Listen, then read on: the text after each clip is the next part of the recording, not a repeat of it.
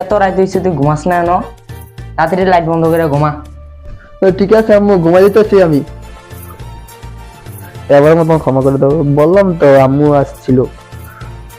হ্যাঁ বাবু, ও আম্মু আসছিল আর কি, তার কারণে ফোনটা একটু করতে বললাম না। আম্মু চলে গেছে। হ্যাঁ বাবু, কয়বার বলতে হবে? ভুল হয়েছে, বললাম তো আম্মু আসছিল, তুমি বিশ্বাস করো না কেন? ও বাবু, কয়বার বলতে হবে? 10 বার? আচ্ছা ঠিক আছে, সমস্যা নেই। বাবু, মাফ করে দাও বাবু।